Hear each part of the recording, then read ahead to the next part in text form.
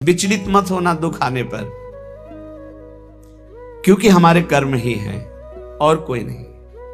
हमारे ही कर्म हैं जिनको हमें भोगना ही पड़ेगा। तो हिम्मत कर लो, कमर कस लो, चलो इस मार्ग में।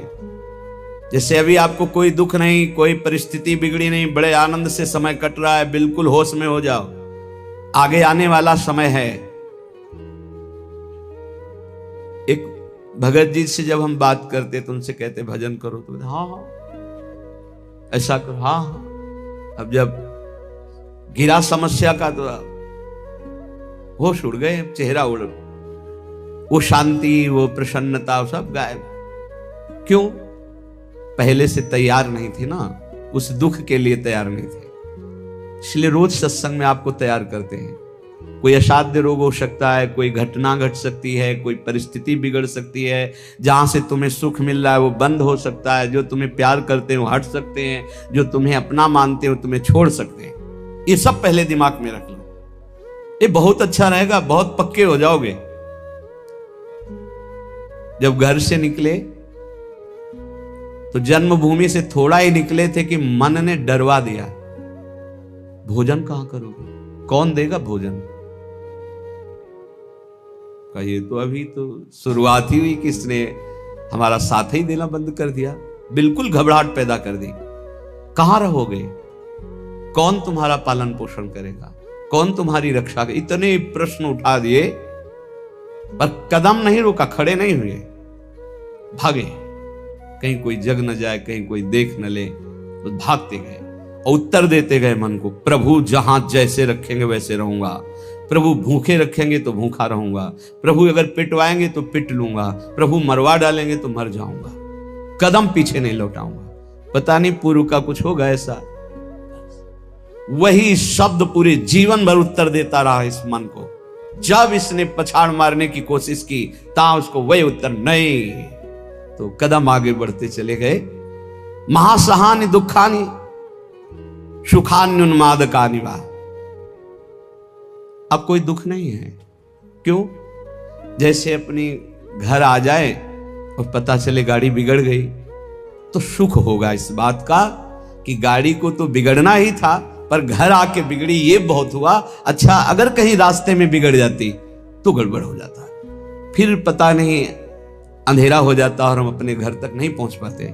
लेकिन कृपा ये हुई कि जब घर दिखाई दिया कि आ गया, तो गाड़ी बिगड़ गई तो कोई परेशानी नहीं हुई, अपनी अटैची उतारी, अपने घर आ गए। ऐसे महासुखानी, पक्का विश्वास करो, यदि आप पहले से तैयार रहोगे दुखों से लड़ने के लिए, तो आप कभी प्रश्न नहीं करोगे कि हमारे साथ भगवान ऐसा क्यों कर रहे हैं।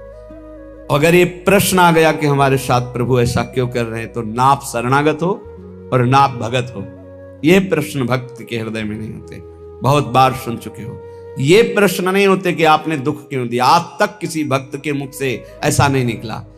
आपने ऐसा क्यों किया, ये प्रश्न नहीं निकला। ये प्रश्न निकलता है जिसकी शरणागति पुष्ट नहीं होती, जिसका आत्मसमर्पण नहीं होता।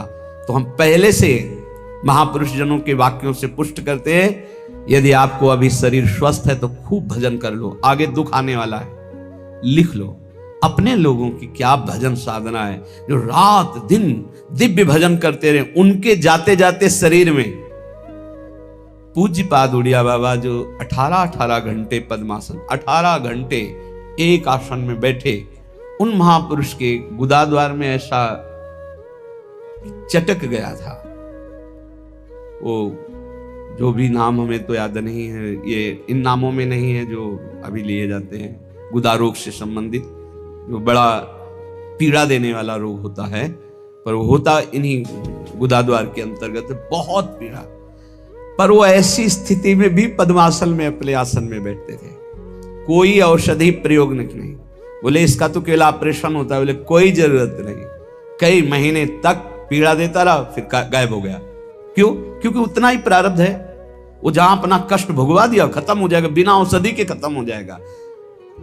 हिम्मत रखना। बड़े बड़े महापुरुषों के शरीरों में कष्ट आया है तो पहले से तैयारी कर लो। भला हम कष्ट की तैयारी क्यों कर ले? क्योंकि हमें सुख भोगना है। देखो, जन्मभूमि से 5-7 कोस गंगा दी, नंगे पैर ऐसे जाया जाता था गंगा स्नान करने।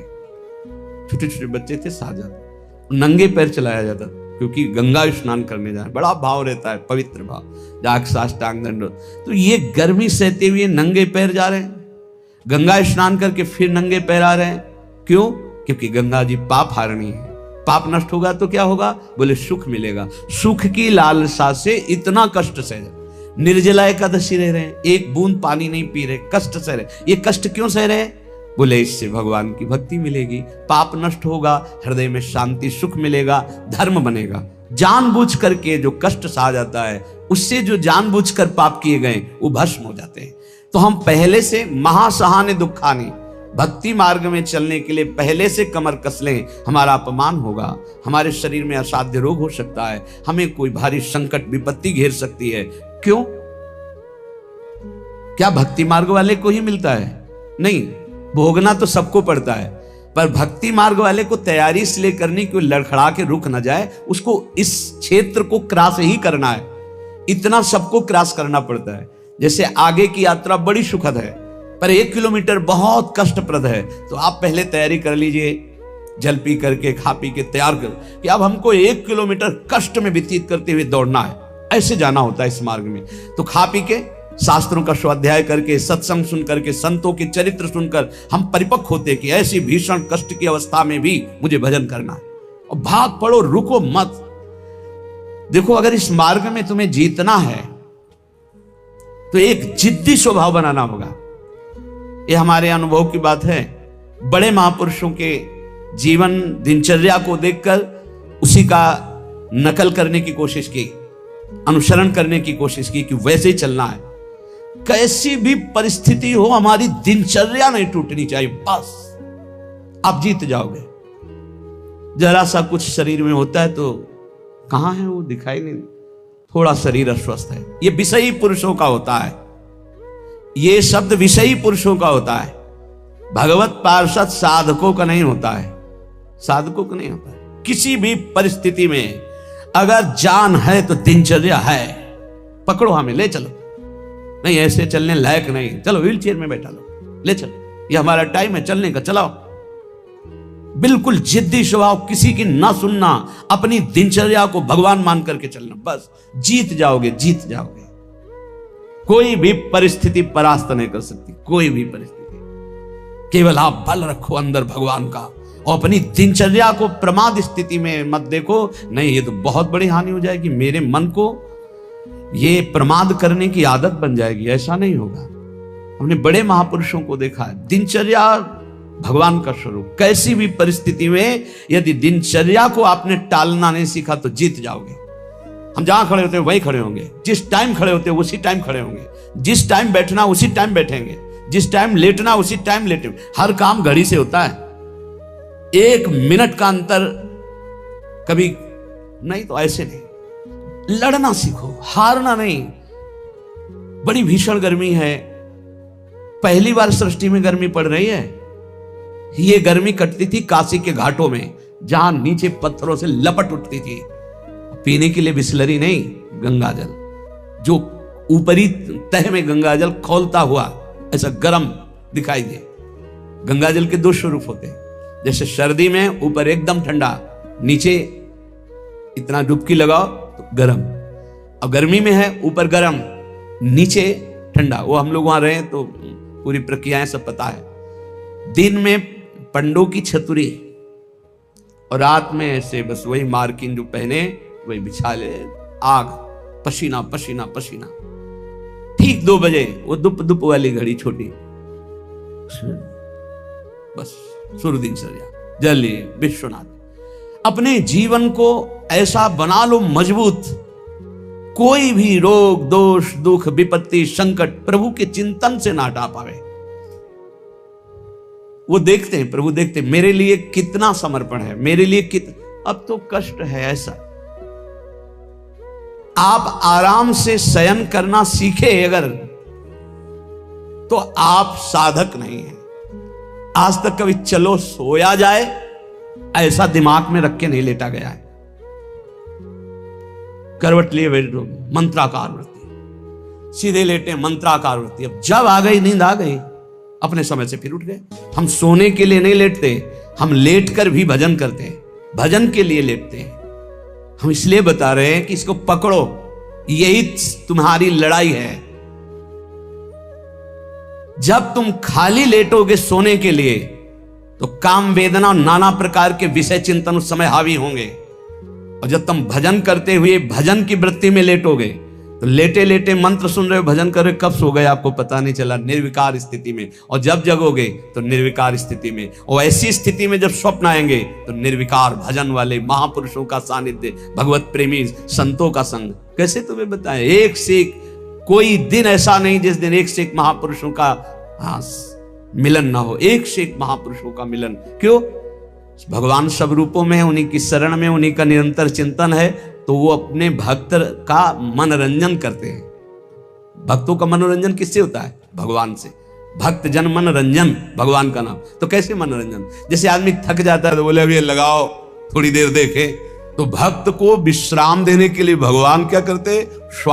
स्वप्न में अपनी दिव्य लीलाएं, कभी किसी भक्त का सानिध्य, कभी वो जगह परमानंद में डूब रहा है, आज तो हमें कबीरदास जी के दर्शन हुए, आज तो हमें महापुरुष के, आज राधा बाबा के दर्शन, एकदम आनंद मगन, आज तो प्रभु देखो कैसी लीला दिखाई, बड़े बड़े दिव्य भाव।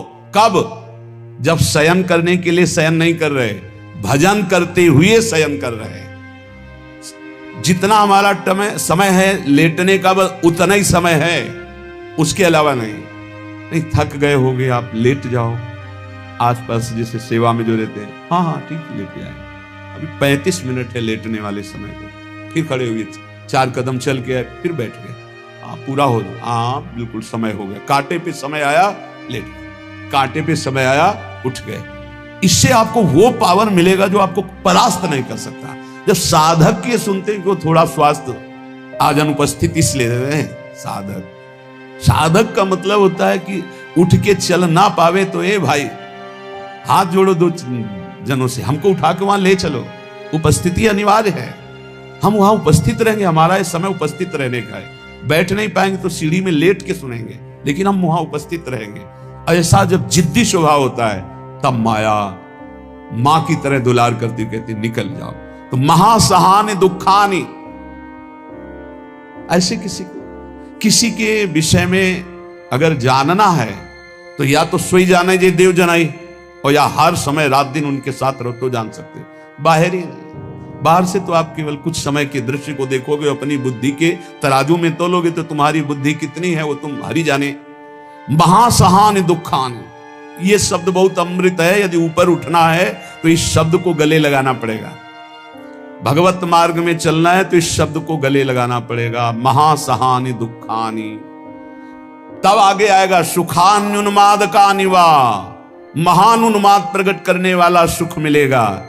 फिर वृंदावन दृढ़ प्रीति, प्रिया प्रीतम से, वृंदावन से, नाम से दृढ़ प्रीति प्रकट हो जाएगी। खत्म संसार चक्र। श्रीमद वृंदाटवी कुंज पुंजे नित्य विहारिणौ, गौर श्याम महाश्चर्य किशोरौ मम जीवनौ। श्री वृंदावन के निकुंजों में जो नित्य विहार करने वाली गौर श्याम महाश्चर्य में जोड़ी है, यही मेरा जीवन है, यही मेरा सर्वस्व है। मंद प्रज्ञास्त एवात्र मंद भाग्यास्त एव ही, ये वृंदावन माश्रित राधा कृष्ण न भेजी रे। स्वामी अनंग बोधाश्रम स्वामी जी, देखो ऐसी धूप में रेत कैसी होती जानते हो? जैसे चना डाल दो तो भुन जाए ऐसी रेत होती गंगा जी की। हम चले हैं उस पे रहे हैं, पैर रखो तो ऐसा लगता है जैसे तपते हुए तवा में रख दिया। जो जहां शुष्क रेत है ना, एकदम सूखी रेत, तो बिल्कुल भुनी हुई ऐसे लगते है कि बस अन्न डाल दो तो लावा बन जाए, भुन जाए, ऐसी रेत। तो आप दिगंबर उसी में रहते हैं रात दिन 24 घंटे। जैसे दोपहर में कोई बहुत दया करके भिक्षा देने जाता, अरे स्वामी जी, अरे स्वामी, पैर रखते नहीं बनता, ऐसे ऐसे रेत लेते, ऐसे अच्छा खड़ा हो जाए शीतल। और आपकी त्वचा ऐसी जैसे कहने में अशुद्ध लगता है, जैसे पशुओं की त्वचा होती है, ऐसी त्वचा हो गई। प्रकृति का वार पूर्ण सहते हुए तब धर्म सम्राट करपात्री जी साष्टांग दंडवत करते ऐसे, अगर मूर्तिमान ब्रह्म का साकार रूप देखना है बोले जाओ, अश्विनी आश्रम की रेती में पड़ा हुआ है मूर्तिमान ब्रह्म, जटाओं का भार, पूरा शरीर श्याम वर्ण का, दिगंबर, ब्रह्माकार उन्मादकारी नेत्र, रात दिन एकांत वही गंगा की रेती। महापुरुषों ने भगवत प्राप्ति के लिए, ब्रह्म बोध के लिए इस देह भाव का पूर्ण विस्मरण कर दिया। इसलिए मंद प्रज्ञास्त एवात्र मंद भाग्यास्त एव ही, श्रीपाद कह रहे कि जिनकी बुद्धि मंद है वही मंद भागी होते हैं, अभागी होते हैं। मंद बुद्धि क्या है? हम इसके बिना तो नहीं रह सकते, हम इसके बिना तो नहीं जी सकते, हमको तो ये चाहिए, ये मंद बुद्धि। अरे तू भगवान का अविनाशी अंश है, तेरे को कुछ नहीं चाहिए प्यारे, तू शरीर भाव में स्थित हो गया, इसलिए कुछ नहीं चाहिए। जिस दिन जो ठान लेगा वैसे ही होगा। कई वर्ष अन्न नहीं पाया गया। ब्राह्मण में क्या मिलता? कभी जब कोई पूछता वैसे तो उबली हुई आलू या इतना गुड़, या कभी कोई हफ्ता 10 दिन में दूध थोड़ा दे देता, कोई फर्क नहीं पड़ता। काफी समय तक भगवती भागीरथी के परम पावन दुग्ध का पान करके जैसा इस शरीर को बनाना चाहो 10 दिन केवल कष्ट लगता है। जैसे अन्न छोड़ो तो 10 दिन परेशानी, फलाहार छोड़ दो, केवल जल पे आ जाओ तो 10-15 दिन परेशानी, इसके बाद शरीर उसी में सेट हो जाएगा। वो उतने जल की खुराक में अपने जीवन को चलाने लगेगा। घबराते हो केवल कि ऐसा कैसे चल सकता है? सब सहन करने की कोशिश करो, सब सहन लोगे। सच्ची मानिए, ये अच्छे अच्छे पदार्थ खाकर सुविधाजनक जीवन व्यतीत करके वो उच्च कोटि की अध्यात्म की ऊंचाई बहुत कठिन है, बहुत कठिन है। लालसा तो बहुत ऊंची करते हैं, लेकिन आचरण हमारे अगर ठीक नहीं है, हमारी वैसी लालसा के अनुसार साधना नहीं है, वैसे हम चल नहीं रहे, तो कैसे लालसा पूर्ण होगी? समझो पहले।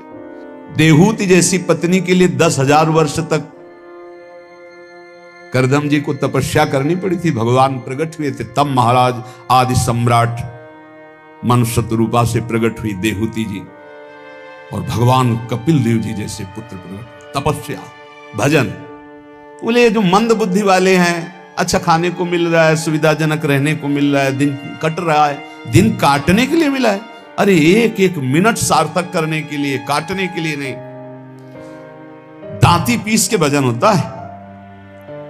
देखो हम बताएं तुम्हें अनुभव की बात, 10-5 मिनट भजन में मन लग जाएगा जो अच्छा अभ्यास किए हो। शब्द याद रखो, या हम खाई पी बातें कहते हैं। अगर भजन का अभ्यास अच्छा कर रहे हो तो 10-5 मिनट, बहुत 20 मिनट घसीट ले। इसके बाद वो संकल्प विकल्प खड़ा करेगा, बेमतलब की बातें सामने, और भजन को रोकने की कोशिश करेगा। चलाओ, एक मंत्र चलाना, दूसरा नहीं चलाना, एक पकड़ लो मंत्र। 20 मिनट के अंतर्गत आप हमारे अनुभव को देख लेना, एकदम दृश्य खड़े करना लगेगा। और ऐसा उल्टा चलेगा ये, बस ऐसे होता है, दांती पीस के उसको बार बार लड़ो, बार बार उसको परास्त करो, उसको बार बार परास्त। बेमतलब की बातें, बेमतलब का दृश्य, बेमतलब की घटनाएं उपस्थित करके वो मंत्र को रोकेगा। चलाओ, ये भगवत मार्ग की बात कह रहा हूं। अब 1 घंटा निकालो आप ऐसे युद्ध में, फिर आप खड़े हो आसन से तो ऐसे खिड़की में गर्दन जाएगी। पहले कुछ देख लें, कुछ सुन लें, कुछ, और नहीं है तो ये वो अभ्यास कर ही नहीं सकता जिसके पास मोबाइल है, नहीं कर सकता। क्योंकि जब वो स्थिति आती है ना, दांती पीस के इसको जबरदस्ती बस में करने की, पक्का समझो ऐसे ही करना पड़ता है। तो उसको लगता कैसे मारो, तो लगता है इसी मंत्र से मारो, ये तभी वो विचलित होता है। बार बार पसीना आ जाता है, माथे पे नहीं, मन पे पसीना आ जाता है, थक जाता है। जब लस्त हो जाए, त्राहिमाम मच जाए, तब और जिद्दी बनकर मंत्र जप करो, अभी बस में हो जाए। नहीं, इस मन को दुलार करना है, मन के अनुसार चलना है, और भजनानंदी की लिस्ट लगानी, लिस्ट यही लगानी है ऊपर से। महान भजनानंदी, महान त्यागी संत, सुनना ये चाहते हैं और लड़ नहीं सकते 5 मिनट युद्ध इस मन से। बड़ा विचित्र खेल। तो बोले ये जो मंद प्राज्ञ है, ये निर्णय करने वाली कुछ नहीं, कुछ समय के लिए ये शरीर मिला है, लड़ ले, जीत जाएगा, प्रभु की प्राप्ति कर लेगा। अगर इसके दुलार में रहे तो मरेगा, जाएगा, छूटेगा शरीर। तू अविनाशी, ये विनाशी तेरे साथ कभी नहीं रह सकता। जो भजन में प्रधान भाव रखे हुए वही उत्तम भाग्य वाले। श्रीपाद कह रहे मंद प्रज्ञास्त एवात्र मंद भाग्यास्त। अगर मंद बुद्धि तो मंद भाग्य, और तीव्र बुद्धि आप भजन के लिए निकले। भजन जब हम देखा कि शून्य जैसा हो गया मन, न मंत्र पकड़े, न नाम पकड़े, न कुछ नहीं, बस जिद्दी। वो भी जिद्दी है। अरे तूफान को रोक लेना सहज है, हिमालय को उठा लेना सहज है, लेकिन मन को रोक लेना, ऐसा हमने योग वासिष्ठ में पढ़ा है। अब वो शून्य हो गया। जब जिद की, शून्य हो गया, ना मंत्र पकड़ रहा है ना कुछ पकड़े, एकदम खड़े हो गए, पद गायन शुरू किया। अब तेरी जरूरत ही नहीं, जोर जोर से पद गायन। ऐसे थोड़ी इस पर ऐसे थोड़ी चढ़े बैठे रह गए, हर समय 24 घंटे चढ़े बैठे। तब वो धीरे धीरे धीरे फिर हाथ उठा दिया। अब वो जब सहयोग करने लगा तब आनंद आने लगा, और जब आनंद में डूबने लगा तो परिपक्व हो गया। फिर उसको थोड़ी देर बहुत विघ्नकारी, अंदर ही अंदर खत्म, न मंत्र में लग रहा है, न नाम में लग रहा है, न एकदम शून्याकार स्थिति। अब हम चलाना चाह रहे मंत्र, वो बिगड़ेल कुछ नहीं सन, और उसके बिना होगा नहीं कुछ। जैसे हमारे बिना वो कुछ नहीं कर सकता, ऐसे बंधन और मोक्ष का कारण मन ही है। इसको बिल्कुल हमको ठीक करना है, दवा खवानी है, इसको दवा खवा के इसको स्वस्थ करना है, तभी हम भगवत प्राप्त होंगे। हमारे बिना ये कुछ नहीं कर सकता, तो इसके बिना भी हम कुछ नहीं कर सकते, क्योंकि यही बंधन और मोक्ष का कारण, इसको ठीक करना ही है। इसलिए लोक चिंता ननो धर्म चिंता न देहगा, श्रीमद वृंदावने राधा कृष्ण भाव भ्रतो मम। श्री वृंदावन में यदि आपको आने को मिला है, सत्संग मिला, धामवास मिल रहा है, अब मन से तुमको निकालनी लोक चिंता ना, नो धर्म चिंता ना देहगा, खाली करो, यही करना है। लोक चिंता नहीं होनी चाहिए, कल क्या होगा, आज का तो काम चल गया, अगला महीना कैसे काम चलेगा, ये अगर चिंता है तो तुम्हें भगवान का भरोसा नहीं। ये भजन के समय ज्यादा प्रपंच रचेगा, किसका देना है, किसका लेना है, किसने कब 10 साल पहले किसने गाली दी थी, 10 साल पहले, वो सब याद करवाएगा। मन जलेगा, उसने ऐसा क्यों कहा था, उसने पकड़ो कि इस समय मंत्र जपने के लिए बैठे हुए, प्रपंच करने के लिए बैठे नहीं। देखो ना, यही करता है। आप जब बिल्कुल एकाग्रता पूर्वक टीवी देखते हुए तो फिर बढ़िया है, फिर कोई परेशानी नहीं। एक कुर्सी में और आदमी बैठा लो, फिर माला ले लो, कोई परेशानी नहीं। ये हम उनकी बात कह रहे हैं जो असंग होकर मंत्राकार वृत्ति कर रहे हैं, उनकी। तब इसकी असलियत समझ में आती कि मन हमारा इस समय दोस्त है या दुश्मन। भजन के एकदम विरुद्ध खड़ा हो जाता है। लोक चिंता, अभी क्रियाओं की भी चिंता करो, भजन हो जाएगा, अभी तो वो करना है, अभी वो करना है। वो जिस समय भजन में बैठो उस समय ये सोच लो कि अगर आसपास आग लग जाए तो भी हम नहीं उठेंगे। आसपास आग लगी हो तो भी नहीं उठेंगे। योगक्षेमम वहां में हम करने वाले भगवान मुझे उठाया के या आग को शीतल करें, उनका विषय है। और सच्ची कहते हैं यदि जब चल रहा है तो अग्नि की भी ताकत नहीं कि आपके रोम को झुलसा दे, यदि सत्य भाव में स्थित हो। प्रहलाद जी को आग में झोंक दिया गया, कबीरदास जी को आग में झोंक दिया गया, कुछ नहीं हुआ, क्योंकि आग में जो दायिका शक्ति है वो प्रभु के द्वारा दी गई है, प्रभु ने ही प्रकट की है। पूरी लंका जल गई, हनुमान जी महाराज की पूंछ के बार में भी झुलसन नहीं हुई। क्यों? ताकर दूत अनल जय सिरजा, जरा न सोते कारण गिरजा। बोले उनके दूत हैं जिन्होंने अग्नि का सृजन किया है, अग्नि की रचना की, जिन्होंने अग्नि को प्रकट किया है, अग्नि में जो दाहिका शक्ति दी है। लोक चिंता ना, अगर आपको भगवत प्राप्ति करनी है तो तुम्हें कल की चिंता नहीं करनी। अभी वर्तमान में जो कर्तव्य है, भजन, मन को परमात्मा तत्व में लगाना, और शरीर से जो भी क्रियाएं हो, कुछ समय तो ऐसा रखो जो क्रियाहीन भजन हो। शांत, हम तो कहते हैं माला भी मत लो उस समय, ईमानदारी वाला भजन कह रहे हैं। शांत बैठ जाओ, बस केवल आंखों के सामने मंत्र चलाओ, चाहे आंख बंद करके चाहे खुला करके, बस देखो ये कहां जाता है। जहां जाए फिर इसको दौड़ा के लाओ, इसी मंत्र पे जहां जाए फिर दौड़ा के लाओ बार बार। मंत्राकार वृत्ति 10 मिनट ऐसा साधन करोगे तो कई घंटे के भजन का फल मिल जाएगा। देखते हुए 10 मिनट भजन करोगे तो कई घंटे जप का फल मिल जाएगा। बहुत प्रभाव है मानसिक चिंतन करते हुए मंत्र जपने का। पर उस समय लोक चिंता ना, और ना धर्म चिंता कि अभी हमारा ये कर्तव्य है, उस समय नहीं। और ना देहेगा, अरे बड़ा दर्द हो रहा है, ये दर्द हो रहा है, वो दर्द हो रहा है। तुम्हारे किसी के दर्द तो कभी कभी होता होगा, हमारा दर्द का तो संबंध हो गया है, दर्द से हमारा तो संबंध हो गया है। जैसे तुम्हारा स्वाभाविक कभी बुखार आदि आवे तो शरीर में पीड़ा होती ना, ऐसी हमारे तो रोज बनी रहती। इसके ऊपर उठे तब कांखना हो आएगा कि बहुत दर्द हो रहा है, फिर ऐसा आएगा। जितना तुम्हें कांखने पे आता है उतना तो रोज हमें रहता है, उतने का तो अभ्यास है इस शरीर को। उसके ऊपर जब होता है तब पकड़ के चलने की बात आती है। देहगा वो आप सच्ची मानो, ऐसी स्थिति में भी गुरु कृपा से, गुरु प्रसाद से जो बैठने की, जो टहलने की, जो चिंतन की दिनचर्या, उस पर कोई फर्क नहीं। वैसे ही